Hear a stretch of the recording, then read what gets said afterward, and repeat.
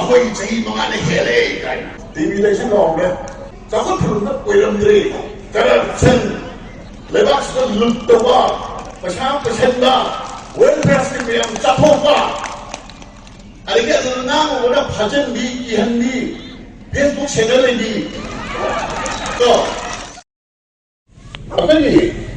BJPꯅ ꯌꯥꯝ ꯇꯣꯏꯅ ꯍꯥꯏꯕ ꯑꯃ ꯂꯩꯕꯅꯤ ꯏꯃꯣꯕꯤꯒꯤ ꯆꯍꯤ 5ꯒꯤ ꯁꯥꯁꯣꯟꯕꯨꯗꯤ ꯑꯩꯈꯣꯏꯒꯤ ꯆꯍꯤ 5ꯅ ꯍꯦꯜꯂꯦ ꯀꯥꯏꯅ ꯃꯌꯥꯝ ꯇꯥꯕꯤꯕ꯭ꯔꯣ ꯇꯥꯕꯅꯤꯀꯣ ꯌꯥꯝ ꯂꯥꯎꯏ ꯇꯤꯚꯤꯗꯁꯨ ꯂꯥꯎꯔꯦ ꯑꯗꯒꯤ ꯃꯨꯟꯅ ꯌꯦꯡꯉꯒꯗꯤ ꯆꯨꯝꯃꯦꯕ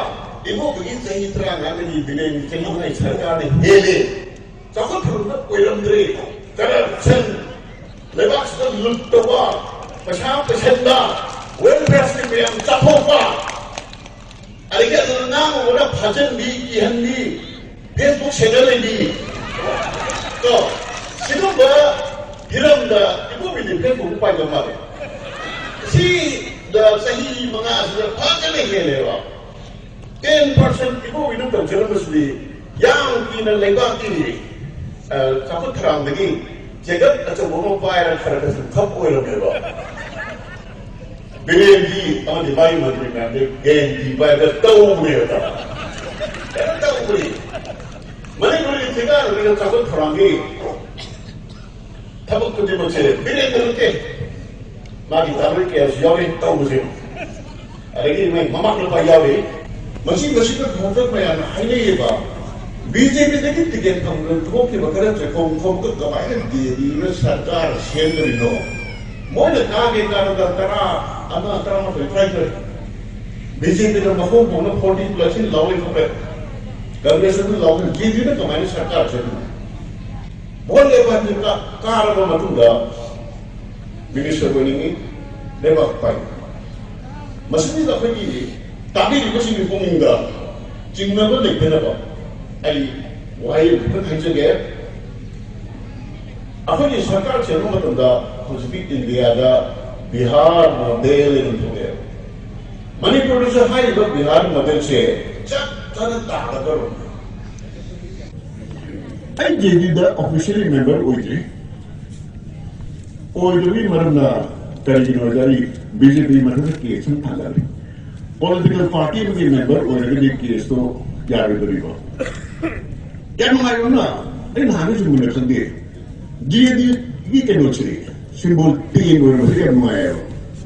करी गिनो का चलन है कोई हल हो रहा है इनको को सुरेश जेडीओ की मेरे अपने काजू पानी मंत्री से वही माना पांचवा forest and the water supply से सोई ना फंगे आई तो पीनी है कहाँ बिहार मॉडल दा अरे जेजेबी सारी लीडर सो इन हो में मंत्री नहीं भी यार नो अरे का दे इन चाहिए मुझे मत थांगला करे बा जेबी सो नहीं होने वो पाए तो नहीं हर कर नहीं हो ओके जो का ने यूनिवर्सिटी में सो के नहीं याव ना जो के सिन याव या मैं याव पीएनजे आई सुरेश भी वाई करे अदुगा नकली प्लास्टिक छाबा परफ्यूम हापगा लाइक कति अदो थबा नेम जे थबाल सरेन को दुलरिस जे अमाम द एम दरगे मको को तने से बिए गो ऐसे नसीब होते ये न थे गो मीनो पाक नाम निगली मतलब जन्म है तेन जे एमन पियो अमम सु का के मतलब गन जन के ये को जनता यूनाइटेड तरा रण प्रम थे गा सरकार तो इसे थजन को ऐन पांगे हाइजन नके अतो को याम नायो पाओ ना पाओ जी तब रे वारी मचा मिल चली रामायण महाभारत का अकल नहीं जाव सिलसिला बोर्ड नि मतलब दा अहो ब रे रावण ने निका द प्रमादे बोर्ड ले महादेव की नीरे ग्राम का हाथ पर गंगा को तो बातू तो बता दे बना छाती रु शेर बना मागे नपल ममित तमंदना विचम प्रजा अमना आइको हाथ पर गंगा वैसे ना नि होत्रे अरे श्री हरिना लाइव में पीरिबा बोर्ड सु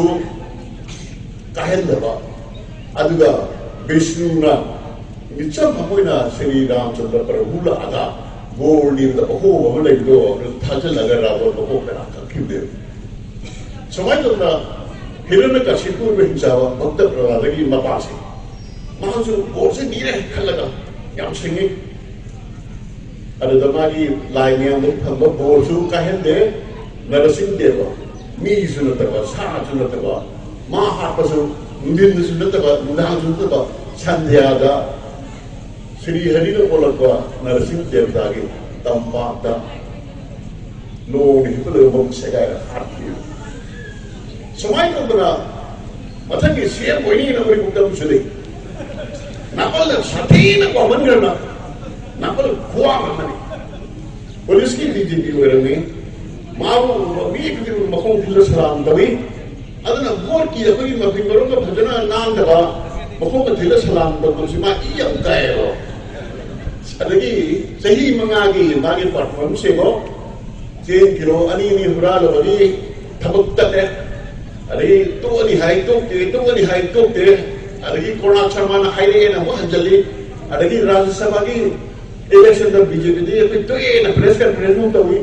BJP ki apang mo MLA ahum jo mu ching tho kan da sarkar se no kai de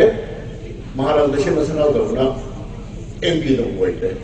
adagi mo chu chakre phare da in kali kala da buru so daga corona charmana haire na chale no thiwina ate aduk chau da pham ai de so ga ikai ko khombe masagi individuals like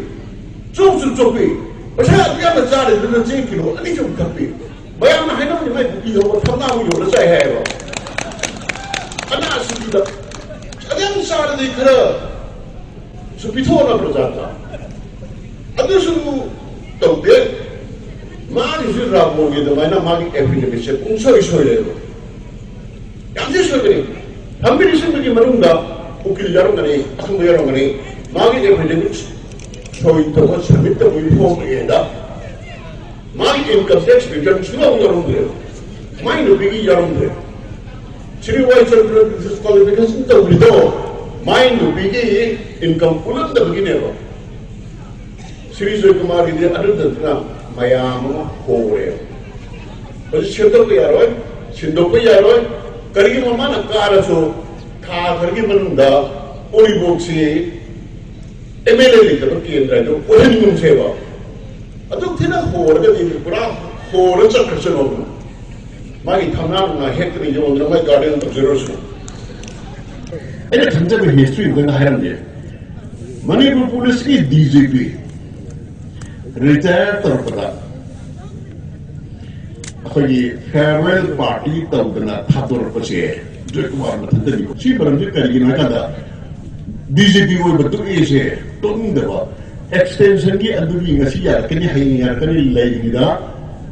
वही मेरे कदा नोआला कदा अनोखी BJP तो हाथों की बने बा मागे असाजे वो एक लड़ी तो नहीं दबा अदू IPS officer BJP वो मम्मी history दा farewell party व्यवहार में पुलिस की बैंगन खूब खपा अमर तो थादर बचे माद में अतांग बने अखिरी एक है पार्टी कोली परंबा खैरकम लोकल शहर ना आई वो BJP अमर तो गया हमसे आई लोग हाइजर और उसमें भी सीनियर था उनमें आई तो भी मित्री था ये नसी दे है वो उनके मोल अमर तो नसी में यार लोग ले और उनसे कोई पॉजिटिव ना मान सकते